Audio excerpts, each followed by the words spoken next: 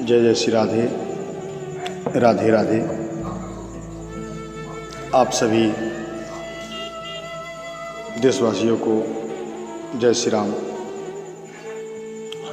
ईश्वर और जीवात्मा, ईश्वर और जीवात्मा एक शाश्वत चिंतन विषय है आज का, कि ईश्वर और जीवात्मा एक शाश्वत चिंतन। सहज ही एक जिज्ञासा होती है कि ईश्वर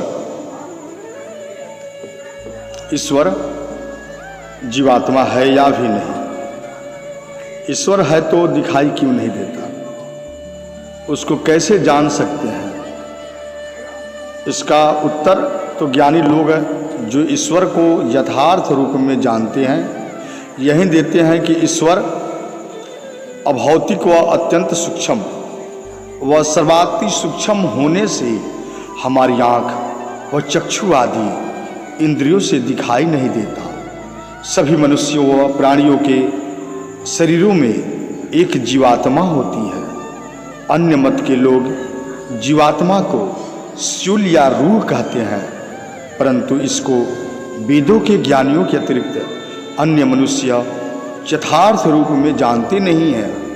कोई भी मनुष्य अल्पज्ञ व एक देशी होने के कारण किसी भी विषय का पूर्ण ज्ञान प्राप्त नहीं कर सकता।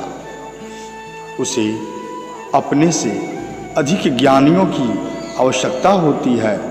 पूर्ण ज्ञानी केवल सर्वव्यापक व सर्वज्ञ परमात्मा ही है। ज्ञानी मनुष्य को यह ज्ञान सद्ग्रंथों के स्वाध्याय व चिंतन मनन आदि अनेक कार्य व तप करने से प्राप्त होता है।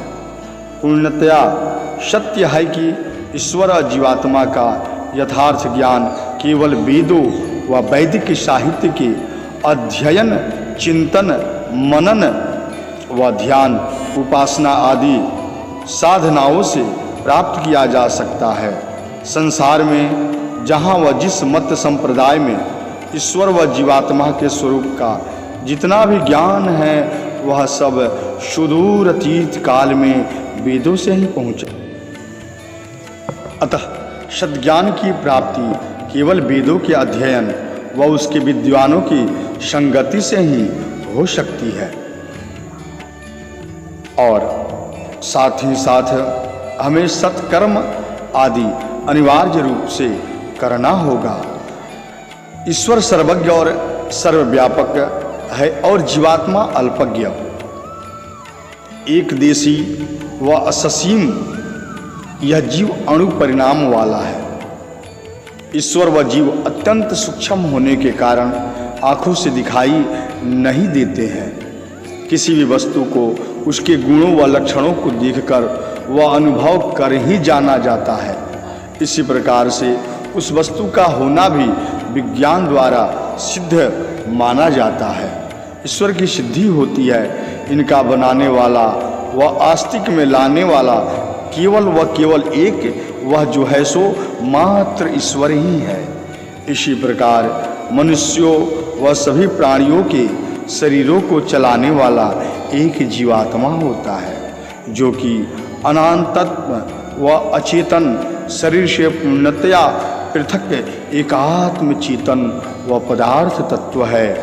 ईश्वर व आत्मा के स्वरूप को विस्तार से जानने के लिए वेदों सहित उपलब्ध अनन्यान ग्रंथ का अध्ययन किया जा सकता है।